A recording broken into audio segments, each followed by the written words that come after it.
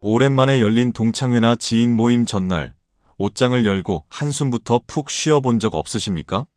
입고 갈 옷이 하나도 없다는 절망감, 남들이 내 초라한 모습을 보고 속으로 무시하면 어쩌나 하는 공포가 밀려옵니다. 결국 형편에 맞지 않는 비싼 메이커 옷을 무리해서 사고, 모임 내내 남편 자랑과 자식, 자랑에 맞장구 치느라 억지 미소를 지으며 돌아온 날을 기억하실 겁니다. 집에 돌아와 화장을 지울 때 느껴지는 그 지독한 허무함은 어디서 오는 것일까요? 우리는 평생을 이렇게 남의 눈치와 체면이라는 무거운 껍데기를 뒤집어 쓰고 살아왔습니다. 심리학에서는 이를 조명 효과라고 부릅니다. 마치 어두운 연극 무대 위에 나 홀로 서 있고 내 머리 위로만 환한 핀 조명이 쏟아져 세상 모든 사람의 시선이 오직 나 하나에게만 꽂혀 있다고 믿는 지독한 착각입니다. 하지만 선생님, 참 허무하고도 다행인 진실 하나 알려드릴까요? 남들은 선생님에게 일절 관심이 없습니다.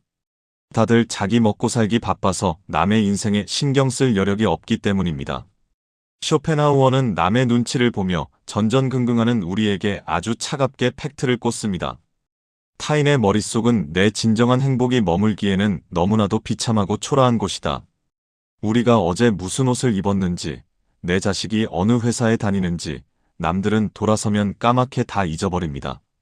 그런데도 우리는 오직 나 혼자만 머리 위에 조명을 켜놓고 세상 사람들이 다 나만 쳐다보고 평가한다는 환상 속에 벌벌 떨고 있었던 겁니다. 이제 그 지독한 남의 시선이라는 감옥에서 탈출해야 합니다. 타인의 시선은 변덕스러운 바람과 같아서 결코 나를 지켜줄 성벽이 되지 못합니다. 오늘 저는 그 무거운 껍데기를 벗겨드리고 남에게 욕먹을까봐 두려워하는 그 착한 병을 단번에 고쳐줄 이기적인 마법을 시작하려 합니다.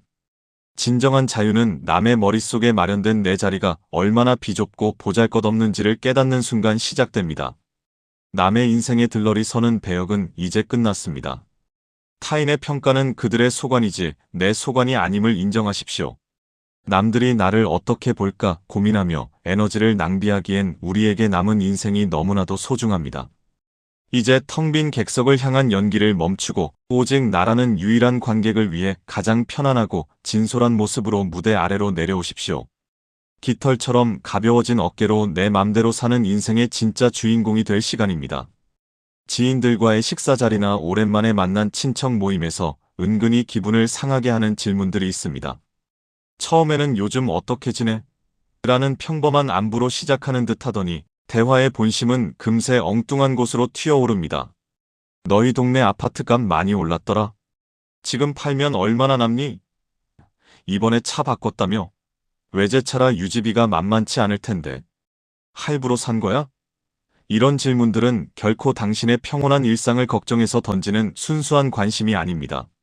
상대의 경제적 위치를 돋보기로 들여다보듯 확인하여 자신의 우월감을 확인하거나 반대로 상대가 나보다 앞서 나가는지 감시하고 깎아내리려는 아주 천박한 서열 매기기일 뿐입니다. 우리는 이런 무례한 질문을 받을 때마다 내 은밀한 지갑 사정을 들킨 것 같아 위축되거나 혹은 내가 남들보다 뒤처지지 않았음을 필사적으로 증명하기 위해 구구절절 변명을 늘어놓게 됩니다. 돈이라는 차가운 숫자 앞에 내 평생의 인격과 노력이 송두리째 평가받는 듯한 불쾌한 경험, 아마 누구나 가슴 한구석에 멍처럼 남아있으실 겁니다. 인간의 본성을 가장 냉혹하게 파헤친 쇼펜하우어는 재산과 소유물에 집착하여 타인을 평가하는 자들을 향해 아주 서늘한 일침을 날립니다. 내면이 빈곤한 자들이 껍데기에 매달린다. 이 말은 자신의 내면이 텅 비어 아무런 볼거리가 없는 사람일수록 밖으로 보이는 화려한 물질과 숫자로만 스스로를 정의하고 타인을 공격할 수밖에 없다는 뜻입니다. 그들이 당신에게 던지는 무례한 질문은 사실 당신의 가치를 묻는 것이 아니라 나는 돈이라는 잣대 말고는 사람을 볼 줄 모르는 천박한 사람입니다라는 자기 고백과 같습니다. 스스로를 채울 지혜도 인격도 품격도 없는 사람들이기에 오로지 타인의 재산 규모를 확인하며 자신의 초라한 존재감을 확인하려 드는 것입니다. 그런데 왜 우리는 그 가련하고 빈약한 자들의 잣대에 맞춰 내 소중한 행복의 크기를 재단하고 있습니까? 남의 통장 잔고가 내 행복의 농도를 결정하게 내버려 두는 것은 내 인생이라는 귀한 배의 운전대를 술 취한 행인에게 맡기는 것과 다를 바 없는 가장 어리석은 짓입니다. 생각해보면 참으로 기이한 일입니다. 우리가 남의 집 시세가 얼마인지, 그 집 자식이 연봉을 얼마 받는지 알아서 우리 인생의 보탬이 되는 것이 단 하나라도 있습니까? 전혀 없습니다. 오히려 그 정보를 얻은 대가로 돌아오는 것은 씁쓸한 비교와 상대적 박탈감뿐입니다. 남들도 마찬가지입니다. 그들이 당신의 집값을 묻는 것은 당신에게 좋은 매도 타이밍을 알려주기 위해서가 아닙니다. 그저 당신이 나보다 조금이라도 덜 가졌기를 바라는 비겁한 안도감을 얻기 위해서입니다. 쇼펜하우어는 우리가 겪는 고통의 대부분이 남에게 어떻게 보일까를 고민하는 데서 온다고 말했습니다. 타인의 눈에 비친 내 모습이 부유한 사람이기를 바라는 그 욕구 자체가 이미 당신을 타인의 노예로 만들고 있는 것입니다. 타인의 인정은 결코 배를 채워주지 못하며 오히려 채울 수 없는 갈증만을 더할 뿐입니다. 이제는 이런 무례한 재산 탐색에 대해 초탈한 무관심이라는 강력한 방패를 들어야 합니다. 상대가 교묘하게 시세를 묻거나 당신의 수입을 궁금해하며 훅 치고 들어올 때 절대 당황해서 구체적인 숫자를 내뱉지 마십시오. 숫자를 말하는 순간 당신은 이미 그들이 설계한 서열의 늪에 발을 들이게 되는 것입니다.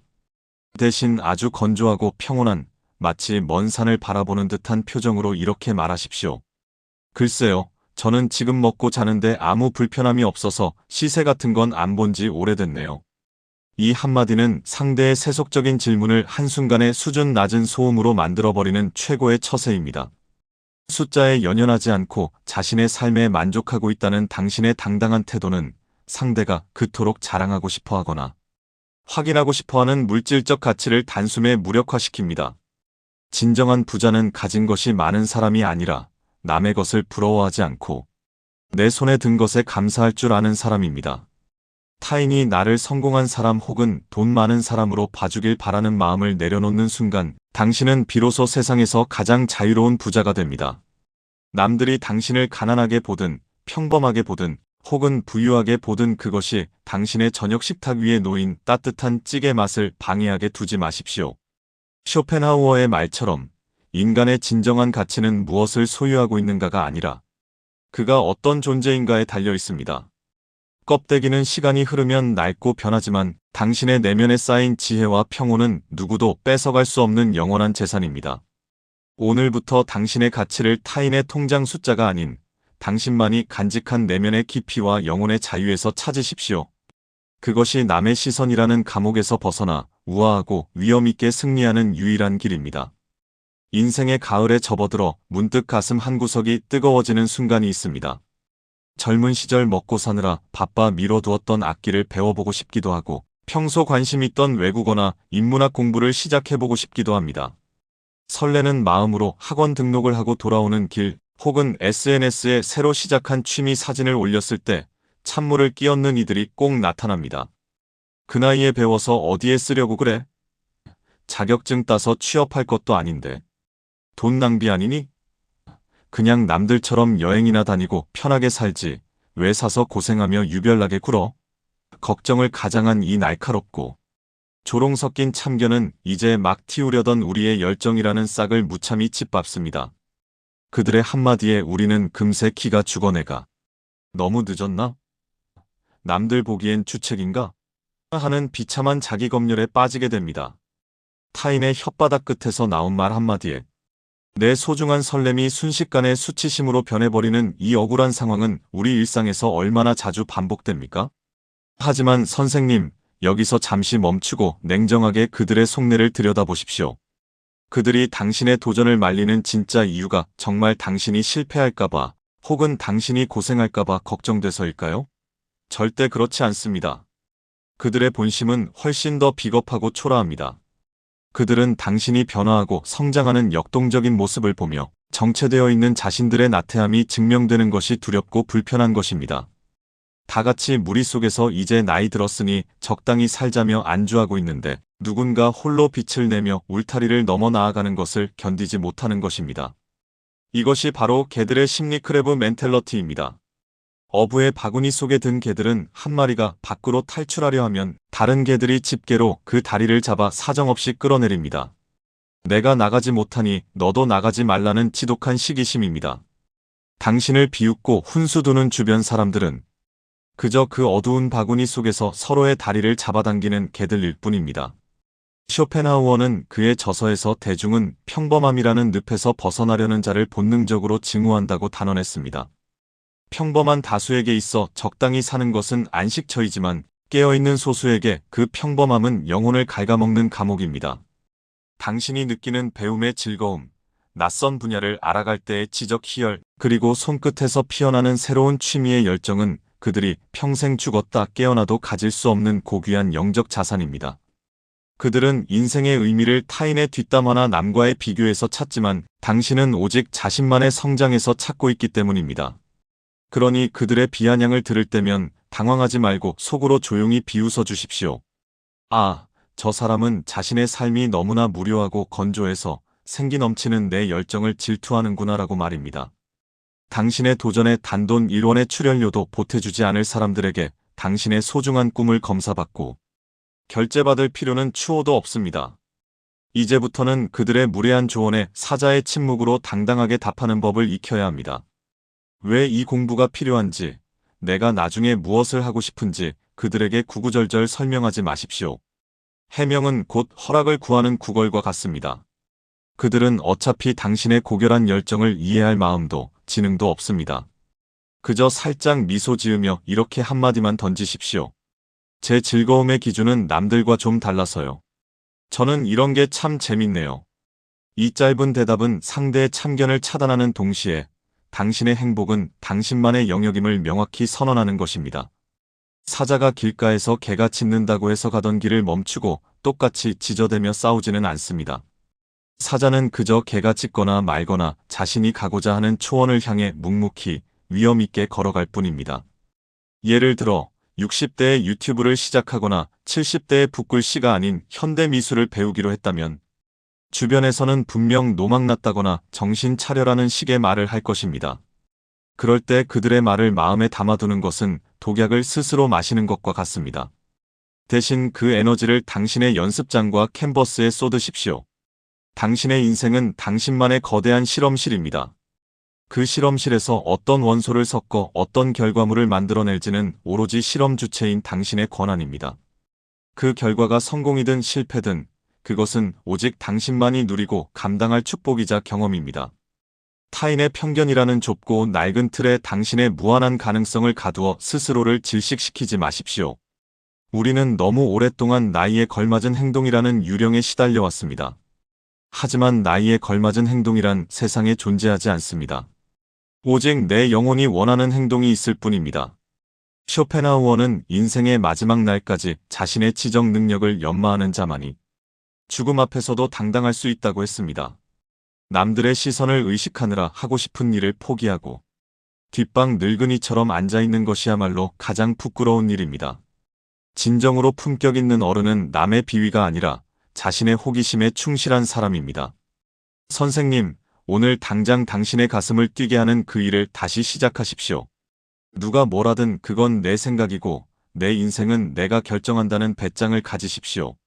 당신이 열정적으로 무언가에 몰입하는 뒷모습을 보며 처음에는 비웃던 이들도 결국에는 경외감을 느끼게 될 것입니다. 설령 끝까지 비웃는다 해도 무슨 상관입니까? 당신은 이미 그들이 보지 못하는 눈부신 세계를 여행하고 있는데 말입니다. 당신의 인생이라는 무대에서 당신은 가장 용감한 탐험가입니다. 비겁한 관객들의 야유에 신경 쓰느라 당신의 항해를 멈추지 마십시오. 당신의 위대한 도전은 그 자체로 이미 완벽한 성공입니다. 우리는 누군가 나를 진심으로 칭찬해주면 세상을 다 얻은 듯 구름 위를 걷는 기분을 느낍니다. 반대로 누군가 나를 헐뜯거나 비난하면 순식간에 지옥으로 떨어진 듯 괴로워하며 며칠 밤낮을 뜬 눈으로 지새우기도 합니다. 하지만 쇼펜하우어는 우리가 겪는 이 감정의 롤러코스터가 얼마나 더덥고 어리석은 일인지 냉정하게 지적합니다. 그는 타인의 평가가 사실 당신이라는 존재의 고귀한 본질과는 아무런 상관이 없다고 단언합니다. 왜 그럴까요? 누군가 당신을 향해 독설을 내뱉는 것은 당신이 실제로 무능하거나 잘못을 저질러서가 아니라 그 말을 내뱉는 사람의 내면이 꼬여있기 때문일 확률이 훨씬 높기 때문입니다. 생각해 보십시오. 오늘 당신을 비난한 그 사람은 어쩌면 아침에 먹은 음식이 얹혀서 기분이 언짢았을지도 모릅니다. 혹은 부부싸움을 해서 화풀이할 대상을 찾고 있었거나 당신의 여유롭고 행복한 표정이 자신의 처량한 처지와 대비되어 견딜 수 없었을지도 모릅니다.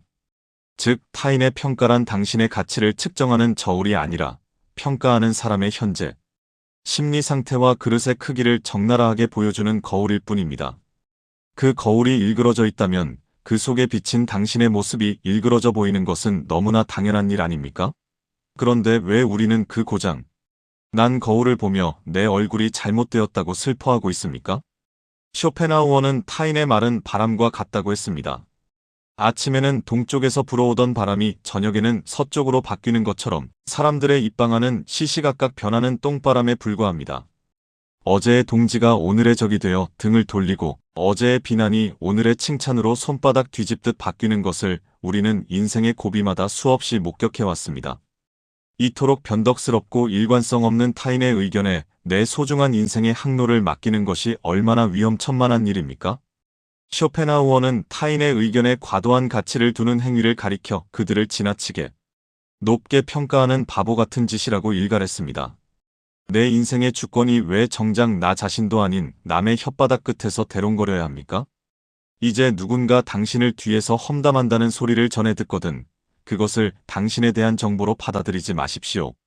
대신 그것을 그 사람의 몸 안에서 나온 배설물로 간주하십시오. 우리 몸에 독소가 쌓이면 대소변으로 배설해야 생존하듯 마음속에 시기와 질투, 열등감이라는 독소가 가득 찬 사람들은 험담이라는 형태로 그 독을 배설합니다. 그들이 오물을 배설하는 것은 그들의 생리적인 한계이지 당신의 잘못이 아닙니다.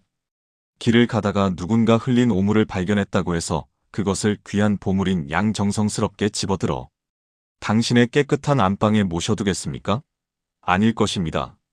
그저 누가 길에 실례를 했네 하며 코를 막고 피해가면 그만입니다. 타인의 험담을 마음 깊이 담아두는 것은 남이 버린 배설물을 내 마음이라는 신성한 사원에 억지로 쑤셔 넣는 것과 다름없습니다.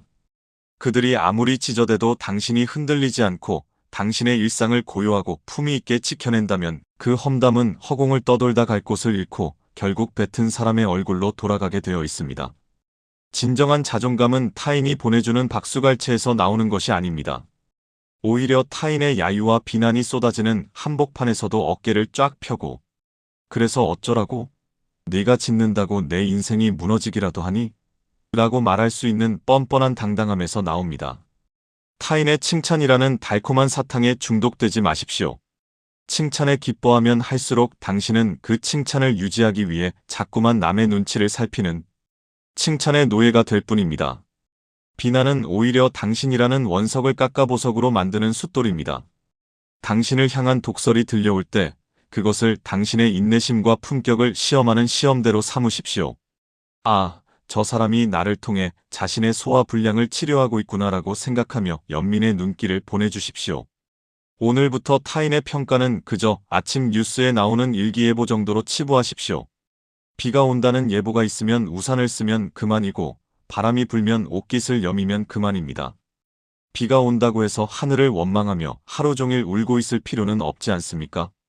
남들이 당신을 어떻게 정의하든 그것은 그들의 주관적인 환상일 뿐 당신의 실체와는 아무런 연결고리가 없습니다.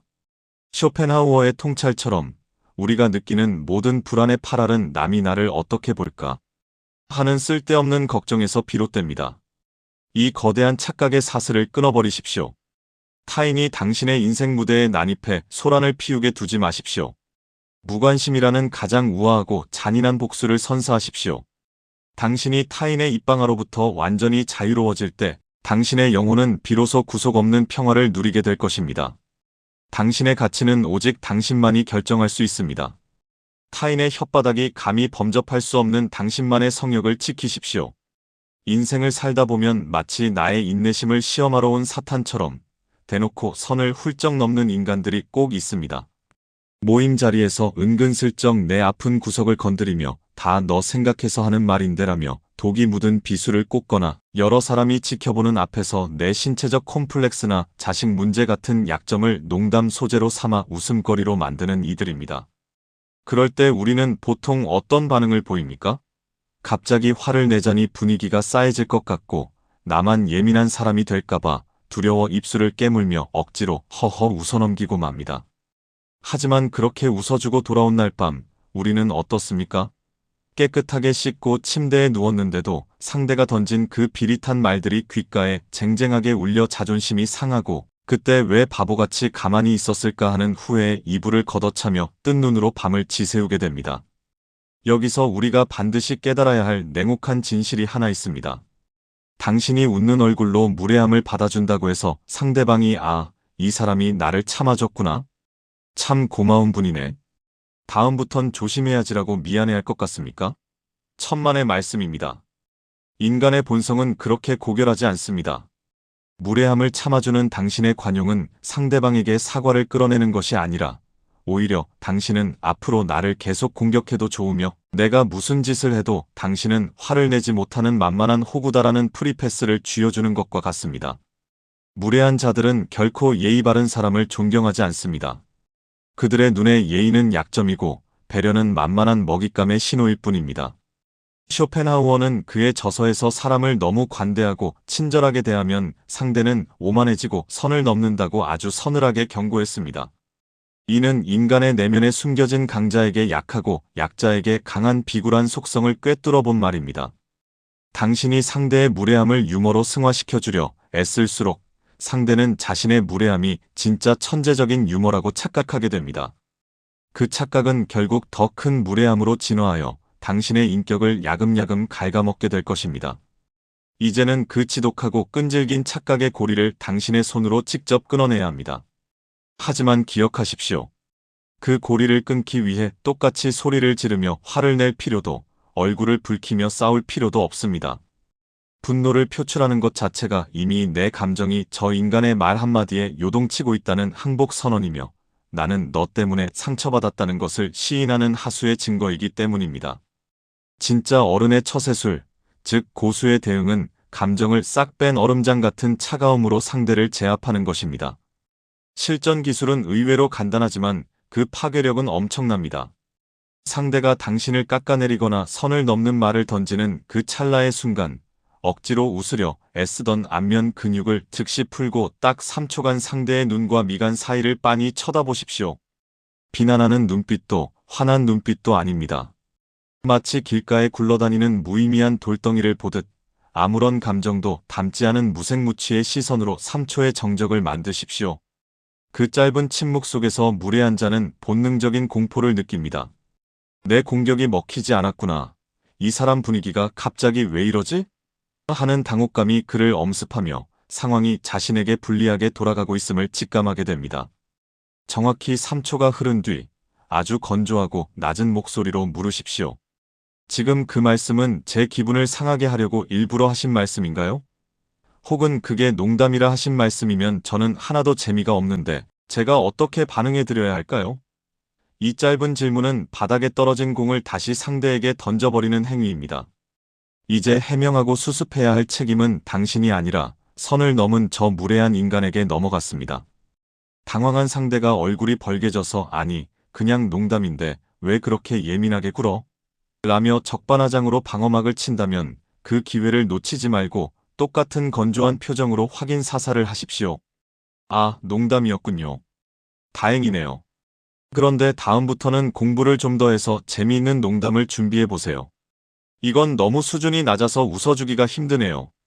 이 우아한 멸시는 100마디의 욕설보다 훨씬 더 강력한 내상을 상대에게 입힙니다. 당신은 단 한 방울의 감정도 낭비하지 않으면서 당신이 결코 만만한 사람이 아니며 함부로 건드렸다가는 본전도 못 찾을 강단 있는 사람임을 상대의 뇌리에 각인시켜주는 것입니다. 무례한 인간들에게 필요한 것은 당신의 따뜻한 이해심이 아니라 당신이 그어놓은 단단하고 차가운 한계선입니다. 그 선을 넘으면 반드시 대가를 치러야 한다는 사실을 깨닫게 해주는 것이야말로 당신의 존엄을 지키는 가장 성숙하고도 영리한 처세입니다. 더 나아가 이런 인간들을 대할 때 우리는 쇼펜하우어의 거울 철학을 기억해야 합니다. 그가 나를 깎아내리는 것은 나의 가치가 낮아서가 아니라 그의 내면이 열등감으로 가득 차 타인을 깎아내려야만 겨우 숨을 쉴 수 있는 가련한 상태이기 때문입니다. 상대의 무례함은 당신의 결점이 아니라 그 사람의 인격적 결함입니다. 남의 결함 때문에 왜 당신이 잠을 설치고 밥맛을 잃어야 합니까? 그들의 지저대는 소리는 그저 지나가는 바람 소리로 치부하십시오. 당신의 가치는 그런 저급한 입방아에 의해 훼손될 만큼 가볍지 않습니다. 오늘부터 당신의 주변에 무례한 바람이 불어온다면 더 이상 바람을 막으려 안절부절 못하지 마십시오. 대신 그 바람을 얼려버릴 수 있는 차가운 침묵의 방패를 드십시오. 당신이 스스로를 존중하고 단호하게 선을 그을 때 세상 그 누구도 당신을 함부로 대하지 못합니다. 당신은 존경받아 마땅한 존재이며 그 누구도 당신의 평온한 마음밭에 무단 침입해 오물을 뿌릴 권리는 없습니다. 우아하게, 그러나 아주 잔인할 정도로 냉정하게 당신의 영역을 지키십시오. 그것이 진정으로 눈치 보지 않는 어른의 삶을 완성하는 열쇠입니다. 우리는 나이 들수록 친구가 재산이다, 사람이 남는 것이다라는 말을 철석같이 믿으며 살아왔습니다. 그래서인지 휴대폰 연락처에 저장된 이름이 수백 명은 되어야 안심하고 주말마다 경조사 문자에 시달리면서도 그것을 내가 잘 살고 있다는 증거로 착각하며 인맥 관리에 목을 맵니다. 몸은 피곤하고 마음은 내키지 않는데도 혹시 무리해서 떨어져 나갈까봐 혹은 나중에 외로워질까봐 가기 싫은 모임에 억지로 회비를 내며 참석합니다. 별로 친하지도 않은 전 직장 동료나 10년 넘게 연락 없던 지인의 자녀 결혼식 소식에 축의금 액수를 고민하며 내 소중한 노후 자금을 헐기도 합니다. 하지만 선생님, 이제 차가운 진실을 정면으로 마주해 봅시다. 당신에게 정말 하늘이 무너지는 것 같은 어려운 일이 생겼을 때 당신의 그 화려하고 방대한 인맥 중 진심으로 곁을 지키며 손을 잡아줄 사람이 과연 몇이나 됩니까? 인맥이란 사실 바닷가의 모래알과 같아서 꽉 쥐려고 손에 힘을 줄수록 손가락 사이로 허무하게 다 빠져나갑니다. 결국 남는 것은 모래알에 긁혀 상처 입은 손바닥과 그동안 쏟아부은 시간과 감정에 대한 지독한 허탈감뿐입니다. 인간관계의 얄팍한 속성을 그 누구보다 잔인하게 파헤친 쇼펜하우어는 우리가 가진 인간관계에 대한 환상을 무참히 깨뜨립니다. 그는 단언합니다. 인간은 혼자 있을 때만 온전히 그 자신일 수 있다. 고독을 사랑하지 않는 자는 자유를 사랑하지 않는 자다. 이 말은 우리가 사람들과 어울리려 애쓰는 행위가 사실은 자유를 포기하고 타인의 노예가 되는 과정임을 뜻합니다. 쇼펜하우어의 눈에 물이 지어다니는 인간들의 모습은 맹수에게 잡아먹힐까 두려워 벌벌 떨며 엉겨 붙어있는 양떼들의 생존 본능과 다를 바 없었습니다. 우리가 흔히 말하는 사교성이 좋다는 평가는 사실 홀로 서 있을 힘이 없어 남에게 기대지 않으면 안 되는 내면의 빈곤함을 증명하는 서글픈 고백일지도 모릅니다. 남들의 수준 낮은 뒷담화에 고개를 끄덕이고 관심도 없는 화제에 억지 웃음을 지으며 귀한 시간을 죽이는 행위는 신이 선물한 단 한 번뿐인 고귀한 인생에 대한 가장 뼈아픈 배신입니다. 우리는 왜 그토록 외로움을 두려워하며 가짜 인연들에 매달릴까요? 그것은 내면이 텅 비어 있어 혼자 있는 시간을 어떻게 채워야 할지 모르기 때문입니다. 하지만 이제는 유통기한이 지난 인맥에 대한 미련을 과감히 버려야 할 때입니다. 줄을 서서 기다려야 하는 맛집처럼 당신의 인생이라는 성전에도 엄격한 입장 제한을 두십시오. 당신의 가치를 진심으로 알아주고 침묵 속에서도 편안하게 마음을 나눌 수 있는 단 한두 명의 친구면 충분합니다. 그 외에 껍데기뿐인 인연들 만나고 나면 기가 빨리고 기분만 찝찝해지는 인연들은 이제 쓰레기통에 과감히 던져버리십시오. 의미 없는 단톡방에서 조용히 빠져나오고 의무감으로 유지하던 모임의 회비를 끊으십시오. 주변이 조용해지면 처음에는 적막함에 가슴이 서늘할 수도 있습니다. 하지만 그 텅 빈 공간에 비로소 타인의 소음에 가려져 들리지 않던 당신의 진짜 목소리, 당신의 영혼이 내는 소리가 들리기 시작할 것입니다. 고독은 결코 결핍이나 외로움의 동의어가 아닙니다. 고독은 오히려 나 자신으로 충만한 상태를 의미합니다. 혼자서 조용히 밥을 먹으며 음식의 맛을 온전히 느끼고 햇살 좋은 오후에 홀로 산책하며 바람의 결을 느끼고 누구의 방해도 받지 않은 채 깊은 사색에 잠기는 그 시간이야말로 타인의 간섭과 평가에서 완벽하게 해방된 신성한 자유의 시간입니다. 쇼펜하우어는 강한 자일수록 홀로 있음을 즐기고 약한 자일수록 무리 지어 다니기를 좋아한다고 했습니다.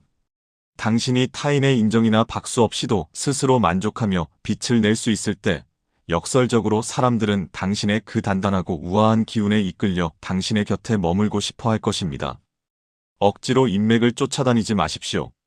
당신 스스로가 깊고 푸른 숲이 되면 아름다운 새들은 부르지 않아도 알아서 날아들어 둥지를 틀게 되어 있습니다.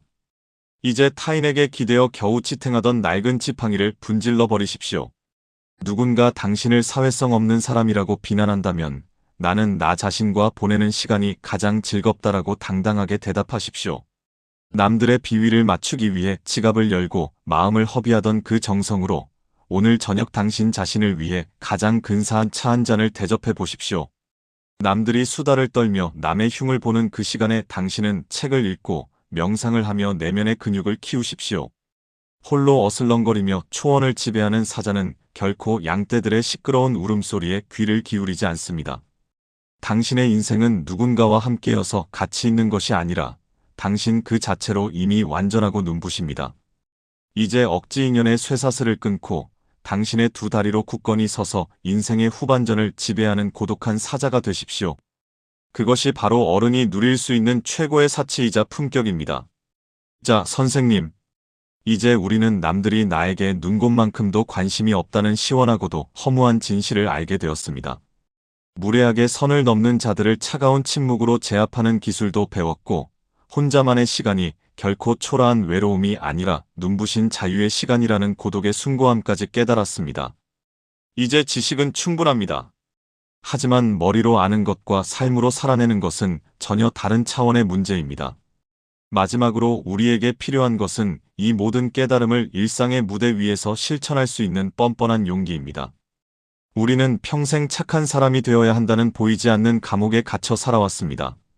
남에게 싫은 소리 한마디 못하고 부탁을 거절하면 마치 큰 죄라도 지은 양 미안해하며 남의 편의를 봐주느라 내 인생의 소중한 시간과 에너지를 뒷전으로 미뤄왔던 구비구비 서러운 세월들 말입니다. 선생님, 그 지독한 착함의 끝에서 당신이 손에 쥔 결과는 무엇이었습니까? 돌아오는 것은 저 사람은 무슨 말을 해도 허허 웃어주는 사람이라는 만만한 대접과 속으로 사겨야 했던 시커먼 멍자국, 그리고 가슴 깊은 곳에서 울화로 치밀어 오르는 지독한 화병뿐이지 않았습니까? 내가 나를 귀하게 여기지 않는데 그 누가 당신을 귀하게 여기겠습니까? 쇼펜하우어는 이런 우리에게 아주 이기적으로 살 것을 권합니다. 여기서 말하는 이기심은 타인을 해치거나 손해를 입히라는 저급한 탐욕이 아닙니다.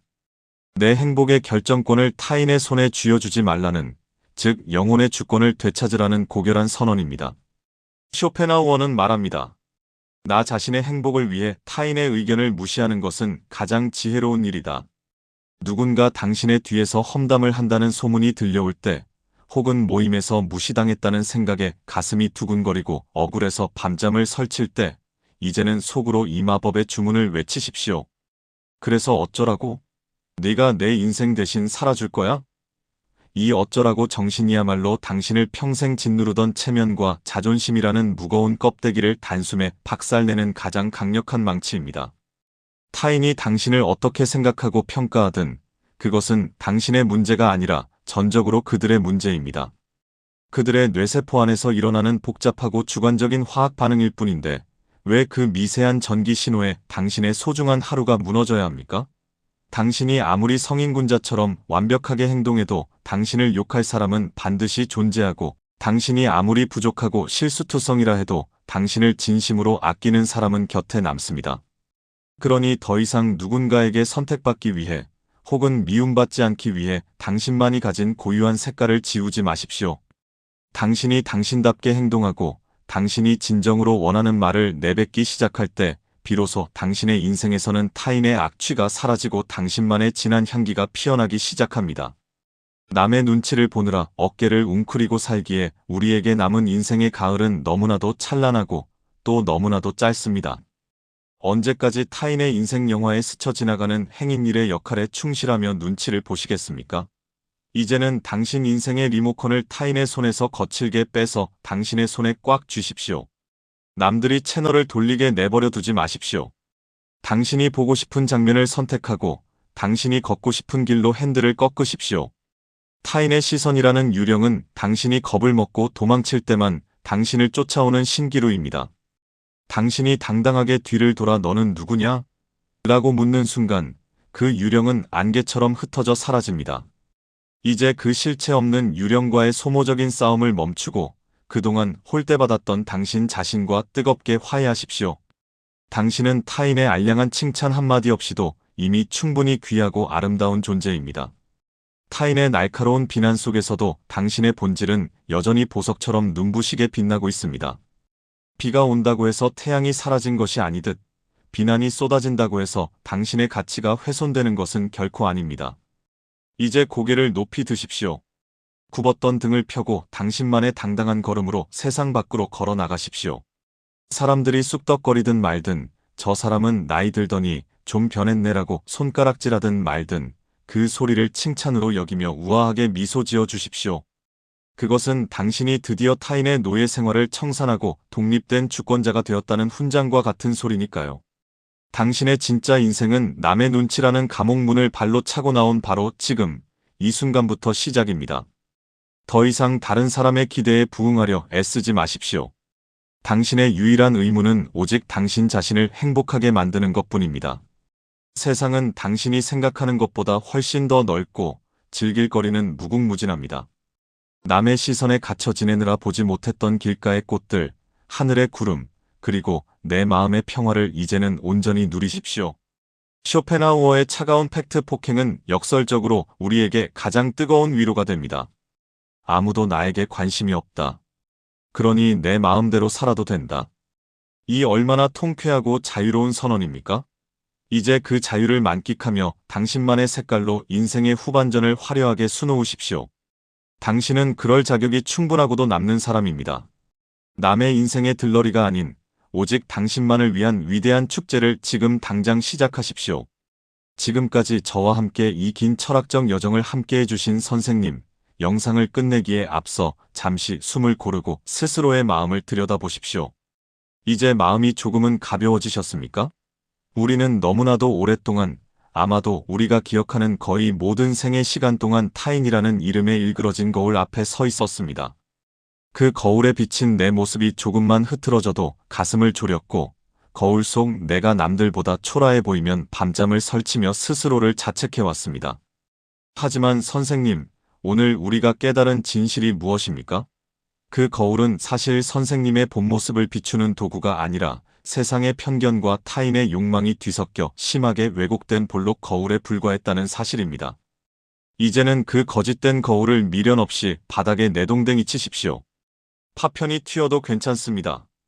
거울이 깨진 그 자리에서 비로소 당신의 내면 깊은 곳에 숨어있던 진짜 당신의 얼굴과 마주하십시오. 남의 인생이 화려하게 빛날 때 그들을 향해 아낌없이 박수치느라 정작 헐어버리고 거칠어진 당신의 손등을 이제는 당신 스스로가 따뜻하게 어루만져 줄 때입니다. 그동안 고생 많았다. 남의 눈 맞추느라 참 애썼다. 이 한마디를 당신 자신에게 건네는 것, 그것이 바로 오늘 우리가 배운 모든 처세술의 정점이자 인간 존엄의 시작입니다. 오늘 제가 전해드린 쇼펜하우어의 날카로운 철학과 냉철한 처세술은 단순히 남을 무시하고 혼자 잘난 척하며 살라는 독설이 아닙니다. 이것은 타인의 시선이라는 거대한 감옥에 갇혀 평생 나라는 존재를 잃어버린 채 유령처럼 살아가는 우리 영혼에 던지는 강력한 구원의 메시지입니다. 타인의 머릿속은 당신의 행복이 머물기에는 너무나 비좁고 지저분하며 변덕스러운 곳입니다. 타인의 생각 속에 당신의 집을 짓지 마십시오. 당신의 진정한 집은 오직 당신의 마음 안에 있습니다. 그 신성한 집을 남들이 던지고 간 험담과 평가라는 쓰레기로 채우지 마십시오. 오직 당신을 기쁘게 하는 것들, 당신을 성장시키는 지혜들, 그리고 당신이 진정으로 사랑하는 사람들과의 기억으로만 그 집을 가득 채우시길 바랍니다. 오늘 이 영상이 선생님의 마음 한구석에 작은 불꽃을 일으켰다면 그것은 제가 말을 잘해서가 아닙니다. 선생님 안에 이미 이제는 제발 자유로워지고 싶다는 간절하고도 강한 의지가 숨어 있었기 때문입니다. 그 내면의 불꽃을 꺼뜨리지 마십시오. 그 의지를 믿고 오늘 당장 아주 작은 한 걸음만 내디뎌 보십시오. 남의 눈치 보지 않고 오늘 저녁 내가 정말 먹고 싶은 메뉴를 당당하게 고르는 것, 가기 싫은 모임에 초대해 정중하지만 단호하게 거절의 메시지를 보내는 것, 혹은 남들이 주책이라 할까봐 망설였던 화려한 옷을 입어보는 것. 이런 사소한 시작들이 모여 비로소 깃털처럼 가벼운 노후의 자유를 만듭니다. 당신의 남은 인생은 타인의 평가로부터 완전히 독립된 오직 당신만의 우아하고 당당한 축제가 되어야 마땅합니다. 마지막으로 선생님께 꼭 드리고 싶은 위로와 조언이 있습니다. 혹시 지금 너무 늦은 게 아닐까? 라는 생각이 드시나요? 이미 수십 년을 이렇게 살았는데 이제 와서 바뀔 수 있을까? 라고 주저하고 계신가요? 선생님, 인생이라는 캔버스는 마지막 붓터치를 마칠 때까지 완성된 것이 아닙니다. 오히려 인생의 전반전을 타인의 기대에 부응하느라 다 써버렸다면 남은 후반전만큼은 오직 당신만을 위한 광기 어린 자유로 채워야 할 의무가 있습니다. 때로는 고독이 찾아와 당신의 어깨를 누를지도 모릅니다. 하지만 기억하십시오. 그 고독은 당신이 잘못 살아서 온 불청객이 아니라 당신이 드디어 세상의 소음에서 벗어나 진짜 나와 대화할 준비가 되었다는 신호입니다. 남들에게 성격 좋다는 말을 듣기 위해 당신의 영혼을 깎아먹는 짓은 이제 멈추십시오. 조금은 까칠해도 괜찮습니다. 조금은 이기적이어도 좋습니다. 당신의 평온을 깨뜨리는 사람들에게 아니오라고 말하는 것은 무례함이 아니라 자신에 대한 가장 깊은 예의입니다. 선생님은 그 자체로 충분히 눈부신 분입니다. 당신의 가치는 타인의 입방아에 의해 결정되는 주식이 아닙니다. 당신은 그 누구와도 비교될 수 없는 유일무이한 걸작입니다. 그러니 이제 제발 당신을 미워하는 사람들의 입술에 귀를 기울이지 마십시오. 대신 당신의 심장이 무엇을 원하는지, 당신의 영혼이 어디로 가고 싶어 하는지에만 집중하십시오. 당신이 스스로를 존중하기 시작할 때 온 우주도 당신을 함부로 대하지 못할 것입니다. 이 영상이 남의 시선에 지쳐있던 선생님의 마음에 작은 위로와 용기가 되었다면 구독과 좋아요로 응원 부탁드립니다. 선생님이 눌러주시는 소중한 구독은 제가 더 깊은 인문학적 지혜와 위로의 메시지를 담아 영상을 제작하는 데 가장 큰 원동력이 됩니다. 홀로 걷는 길 같지만 이 채널을 통해 수많은 깨어있는 동료들이 선생님과 함께하고 있다는 사실을 잊지 마십시오. 또한 오늘부터 남의 시선이라는 쇠사슬을 끊어버리고 오직 나를 위해 살겠다고 다짐하셨다면 그 결연한 의지를 댓글창에 남겨주십시오. 나는 오늘부터 오직 나로 살겠다라고 당당하게 선언해 보십시오. 글로 내뱉는 순간 그 결심은 선생님의 삶을 바꾸는 강력한 마법이 될 것입니다. 저는 선생님의 그 우아하고 이기적인 반란을 언제나 응원하며 다음 영상에서도 당신의 영혼을 깨우는 더 깊은 지혜로 찾아오겠습니다. 오늘 하루 부디 타인이 아닌 당신 자신과 가장 행복한 시간을 보내시길 바랍니다. 시청해주셔서 진심으로 감사합니다.